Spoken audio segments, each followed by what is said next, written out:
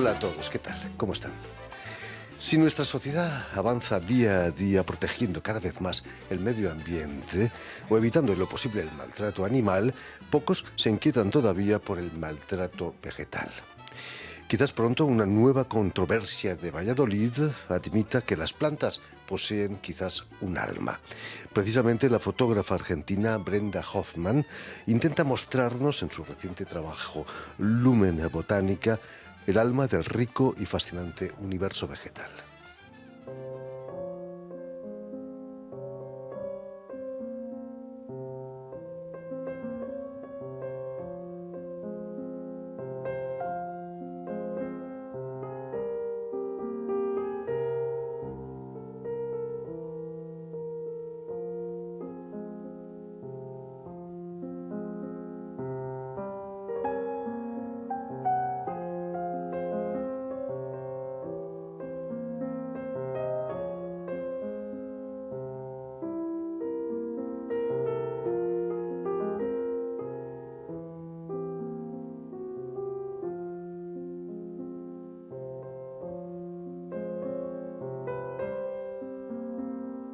Y para hablarnos de su reciente exposición aquí en París y de su trayectoria en el mundo de la fotografía, Brenda Hoffman ha sido tan amable de venir hasta nuestros estudios. Muy buenas tardes, Brenda. Buenas tardes. Y sobre Gracias todo, por la invitación. no, gracias por hacer el esfuerzo de venir hasta nosotros. Permíteme que explique antes que nada que has nacido en Buenos Aires en 1975, si no me equivoco, pero que vives y trabajas desde hace bastantes años ya aquí en París. Pero es cierto que el universo vegetal te fascina desde tu más tierna infancia. Entiendo. Esos rosales que tenía tu abuela, con esas flores amarillas. ¿Es cierto que dejaron una profunda huella en ti? Sí, capaz que también porque tuve una infancia muy aburrida. Entonces tengo un poder de observación que es un poco fuera de serie y logro reconocer plantas de mi infancia aunque yo no sepa nombrarlas. Y sí, mi abuela adoraba su jardín, sus flores. Cuando se largaba a llover, se cubría la cabeza, iba corriendo a cortar las rosas antes de que se deshagan por la lluvia. Y mis padres también adoran las plantas y cada uno tiene su jardín. Buenos Aires es una gran ciudad. ¿Queda sitio para las plantas, para lo vegetal? Sí, claro. Bueno, tuve la suerte de que mi abuelo había comprado una especie de dacha sobre una isla en el Tigre. Y entonces la flora salvaje que creciera increíble y teníamos la suerte de poder ir el fin de semana. Y por otro lado, mis padres habían sido pioneros en un pueblito, en la época era un pueblito, antes de que yo naciera, en Valeria del Mar, y compraron un terreno que era una duna. Entonces la duna hubo que plantar cosas para que no se tape la casa que empezaron a construir y que se construyó un poco en etapas. Y entonces también como un mundo muy salvaje. Porque no había nada, había una ruta y otra ruta que conectaba los balnearios, que era todo arena.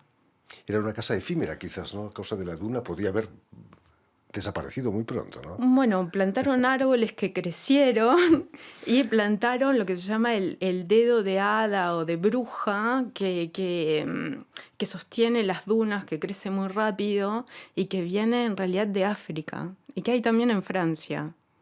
La belleza de esas hojas rojas en los árboles en otoño o de los pétalos de rosa, como tú decías, quizás es mayor cuando sabes que dura muy poco, que es efímera, ¿no? Bueno, el recuerdo de una de las primeras fotos que quise hacer tendría capaz que 8 años y me habían prestado la cámara de fotos de mi mamá y entonces yo iba a un club en San Fernando a jugar al hockey, al tenis y demás y en el parking había unos árboles que las hojas se ponían todas rojas y entonces mi primer recuerdo de querer hacer una foto era justamente de esas hojas que se iban a caer y que la cámara no la habíamos llevado y que evidentemente a esa edad la cámara venía con mi madre. Y entonces cuando fuimos la semana siguiente ya había muchas menos hojas y la foto era una porquería. La hice igual porque bueno, quería hacerla, era el objetivo, ir a hacer esa foto, pero Lo mismo ocurre con los cerezos en Japón, ¿no? La floración dura claro. un día apenas, y si no estás Bueno, si allí, no llueve, si no hay viento. hay que aprovechar, ¿eh? En Buenos Aires vas a realizar estudios en el sector audiovisual. ¿Y Sí. era la fotografía ya lo que te interesaba? Eh, había muchas cosas que me interesaban. En realidad, tuve la suerte de que mi madre nos empujó a mi hermano y a mí a trabajar bastante jóvenes. Y entonces yo tenía mi plata de esos trabajos que hacía durante el verano. Y entonces, antes de terminar el secundario, me había podido pagar unos cursos de teatro que me habían encantado y mi idea era estudiar derecho. Y en la super escuela privada donde iba, había alguien que se ocupaba de la orientación vocacional y dijo, vayan a ver el programa y háganme un resumen de qué es lo que van a estudiar. Y cuando vi el programa me di cuenta de que no era para mí.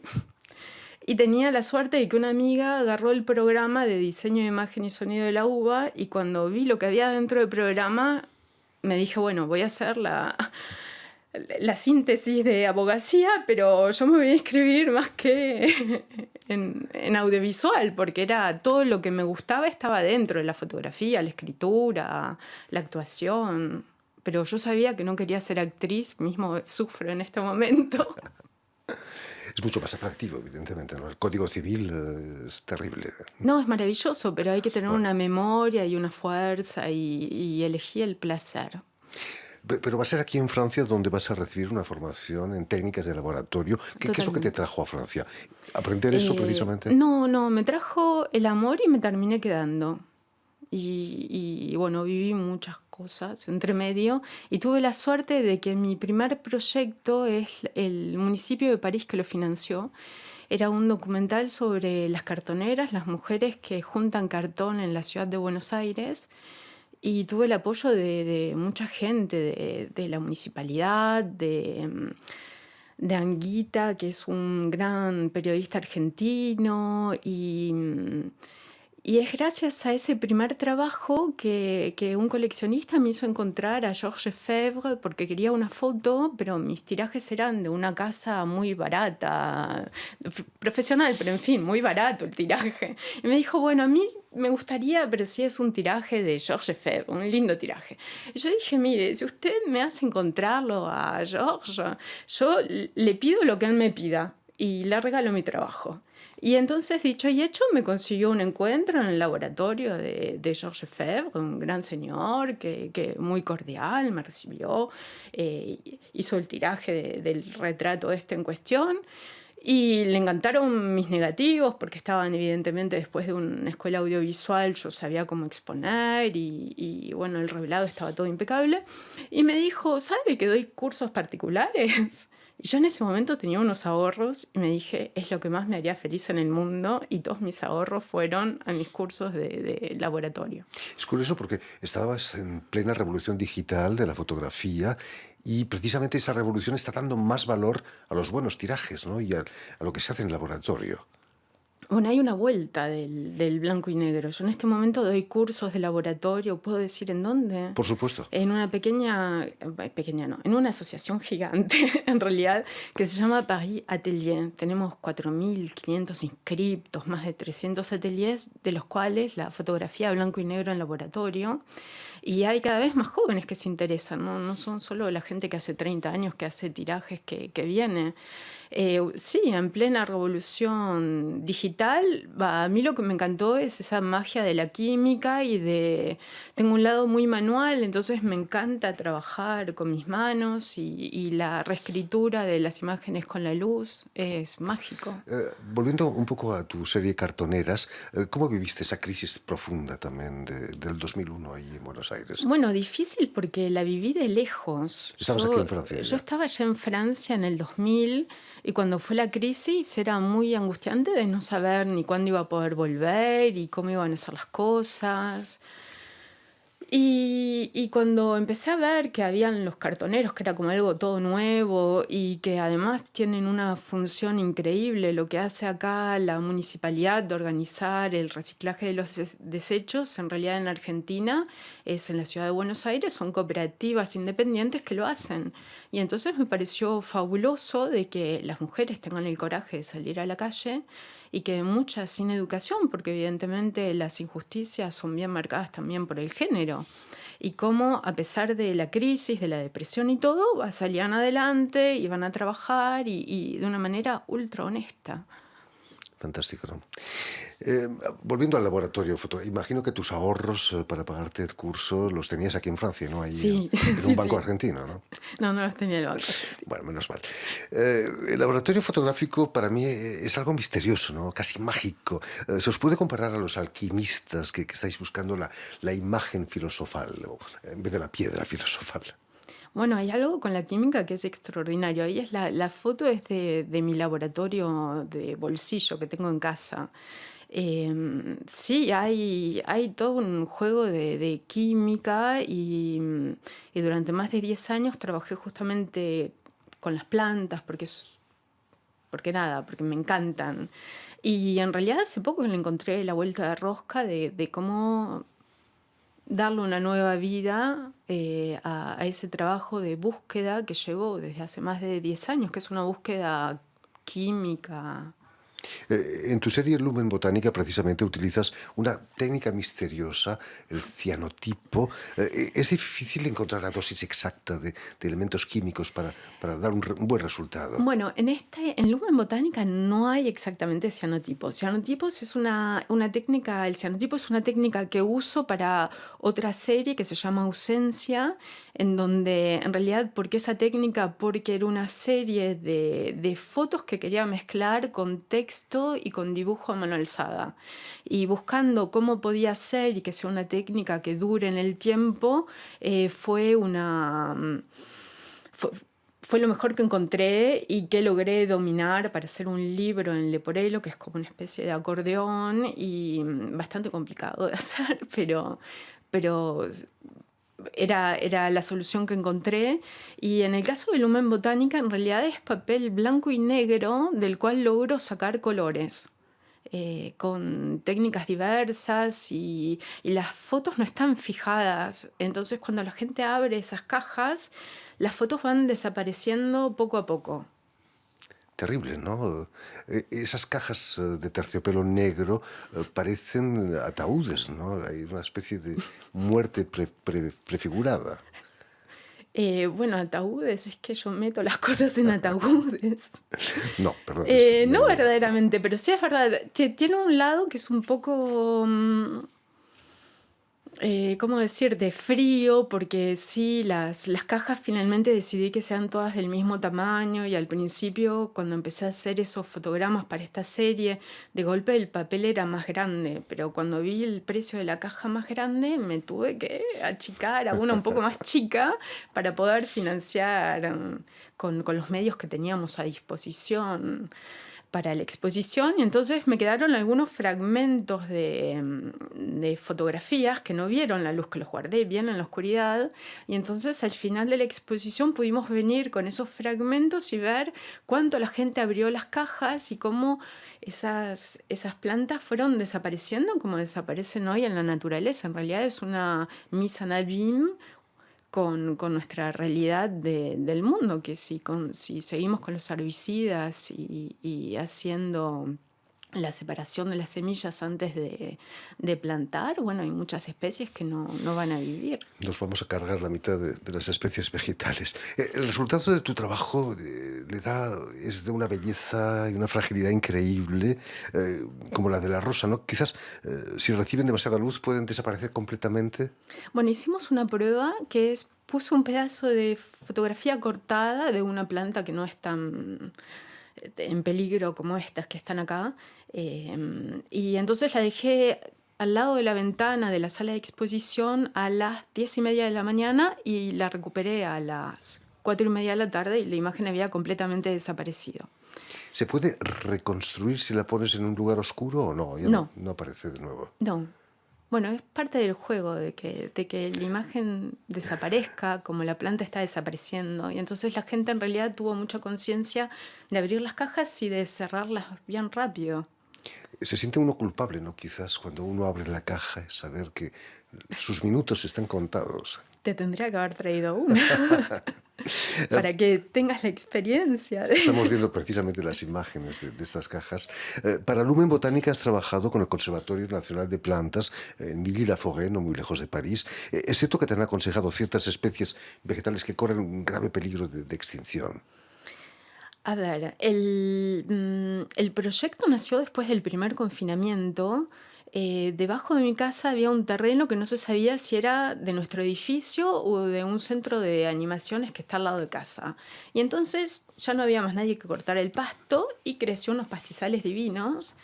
Y cuando yo iba viendo que durante el confinamiento mis amigos fotógrafos hacían unas cosas maravillosas y yo no hacía nada. Yo me ocupaba del bienestar familiar, de que todo el mundo sea feliz a pesar de la situación.